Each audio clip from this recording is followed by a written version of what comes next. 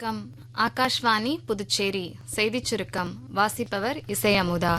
Mauritius நாட்டில் இன்று தொடங்கும் 9வது இந்திய பெருங்கடல் மாநாட்டில் மத்திய வெளியுறவு அமைச்சர் டாக்டர் ஜெய்சங்கர் பங்கேற்று உரையாற்றுகிறார். முன்னதாக மொரீஷியஸ் பிரதமர் திரு நவீன் ராம் குலாமை சந்தித்து இரு நாடுகளுக்கிடையேயான கூட்டாண்மையில் ஏற்பட்டுள்ள முன்னேற்றம், குறிப்பாக கடல்சார் ஒத்துழைப்பு, சுகாதாரம் மற்றும் கல்வி உள்ளிட்ட பல்வேறு துறைகள் குறித்து தாம் விவாதித்ததாக டாக்டர் ஜெய்சங்கர் செய்தியாளர்களிடம் கூறினார்.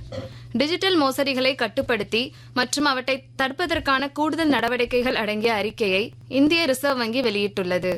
தேசிய இணைய குற்ற புகாரளிப்பு இணையதளத்தின் தரவுகளின்படி 2025ஆம் ஆண்டு சுமார் 22,931 கோடி ரூபாய் மதிப்புள்ள 28 லட்சம் இணைய மோசடிகள் பதிவாகியுள்ளன என்றும் இவற்றை கட்டுப்படுத்த 4 கூடுதல் நடவடிக்கைகளை பரிந்துரைத்துள்ளதாகவும் இந்திய ரிசர்வ் வங்கி தெரிவித்துள்ளது. அமர்நாத் யாத்திரைக்கான முன்பதிவு நாடு முழுவதும் இம்மாதம் 15ஆம் தேதி தொடங்குகிறது. யாத்திரைக்கான முன்பதிவு ஆதார் அடிப்படையிலான பயோமெட்ரிக் வாயிலாக மேற்கொள்ளப்பட்டு அனுமதி சீட்டு இணையதளம் மூலம் வழங்கப்படும். அங்கீகரிக்கப்பட்ட மருத்துவ நிறுவனங்களால் வழங்கப்பட்ட மருத்துவ சான்றிதழை யாத்ரீகர்கள் சமர்ப்பிக்க வேண்டும் என்றும் 13 முதல் 70 வயதுக்குட்பட்டவர்கள் விண்ணப்பிக்கலாம் என்றும் அமர்நாத் ஆலய வாரியம் தெரிவித்துள்ளது. ஆண்டுதோறும் 15 நாட்கள் நடைபெறும் ஸ்வச்சதா பக்வாடா என்னும் தூய்மை பணிக்கான 2 நாள் பயிலரங்கை சட்டம் மற்றும் நீதித்துறை நேற்று புதுடெல்லியில் தொடக்கி வைத்தது.